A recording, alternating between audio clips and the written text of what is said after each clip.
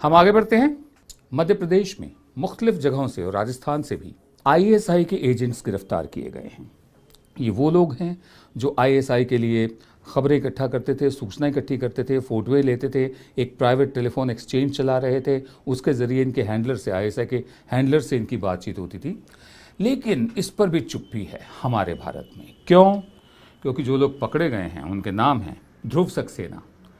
कहा जाता है कि बीजेपी आईटी सेल के सदस्य रहे हैं। हालांकि बीजेपी वाले अब इनसे इनकार करते हैं, दूरी बनाए रखना चाहते हैं। लेकिन इंडिया टुडे नाम की मैगजीन ने जब फोटो छापी कि शिवराज सिंह चौहान के साथ ये भी खड़े हुए हैं, तो तब बवाल खड़ा होना शुरू हुआ और मीडिया में धीरे धीरे जगह कम होती गई। ध्रुव सक्सेना, सतविंदर सिंह, कुश पंडित, कुश जैसे हम सबको मालूम है लव के भाई का नाम था, लव और कुश रामचंद्र जी के बेटे थे, सीता जी के बेटे थे दोनों।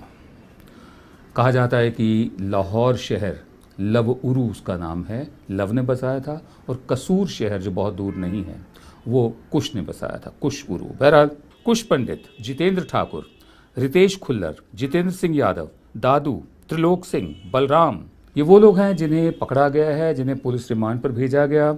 और इनमें से सबसे पहले पकड़े गए थे सतविंदर सिंह और दादू।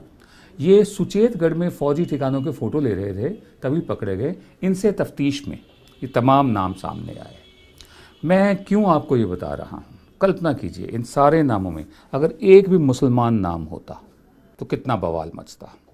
एक भी अगर जेएनयू का कोई पूर्व छात्र रहा होता, वैसे जेएनयू वालों का चरित्र ऐसा नहीं है, बहुत मजबूत लोग निकलते हैं वहाँ से, तो आप कल्पना कीजिए कितना बवाल मचा होता। जिन लोगों ने जेएनयू में नारे लगाए थे, जो मैं कल्पना में भी नहीं लगा सकता, सपने में भी नहीं सोच सकता, जिसमें हमारे देश के टुकड़े होने की बात की गई थी, वो लोग कहाँ हैं? उस पर भी कोई चर्चा नहीं है। कहाँ गायब हो गए वो लोग? नजीब कहाँ है? अभी तक मिला क्यों नहीं? उस पर भी कोई चर्चा नहीं है। लेकिन सबसे बड़ी बात है, अगर इन तमाम नामों में ध्रुव सक्सेना, सतविंदर सिंह, कुश पंडित, जितेंद्र ठाकुर, रितेश खुल्लर, जितेंद्र सिंह यादव, दादू, त्रिलोक सिंह, बलराम, एक भी मुस्लिम नाम होता तो आप कल्पना कीजिए इस वक्त कितना शोर मचा होता। एक बार फिर भारत माँ के नाम पर देशभक्ति की दुकान चलाने वालों के लिए मैं एक संदेश देना चाहता हूँ कि आप हिंदुस्तानी मुसलमान को समझिए। अगर समझने में थोड़ी दिक्कत हो तो हमारी तरफ से हैदरी साहब की ये कविता आपकी नज़र है। नमस्कार। सड़क पे सिगरेट पीते वक्त जो अज़ान सुनाई दी मुझको, तो याद आया कि वक्त है क्या, और बात जहन में ये आई, मैं कैसा मुसलमान हूँ भाई। मैं शिया हूँ या सुन्नी हूँ, मैं खोजा हूँ या बोहरी हूँ, मैं गांव से हूँ या शहरी हूँ, मैं बागी हूँ या सूफ़ी हूँ, मैं कौमी हूँ या ढोंगी हूँ, मैं कैसा मुसलमान हूँ भाई।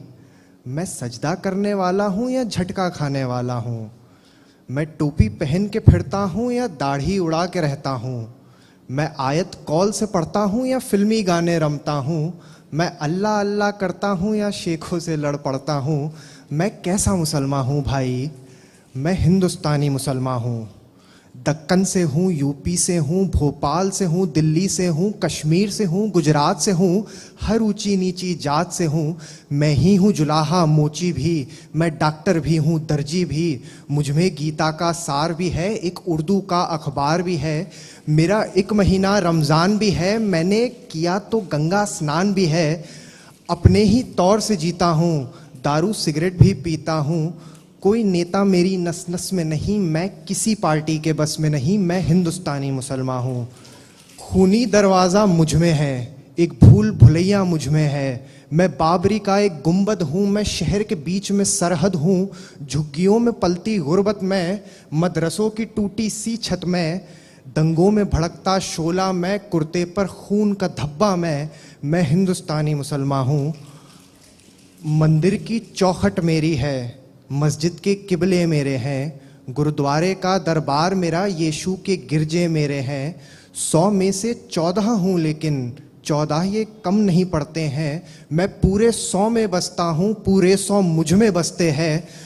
मुझे एक नज़र से देख न तू, मेरे एक नहीं 100 चेहरे हैं, 100 रंग के हैं किरदार मेरे, 100 कलम से लिखी कहानी हूँ।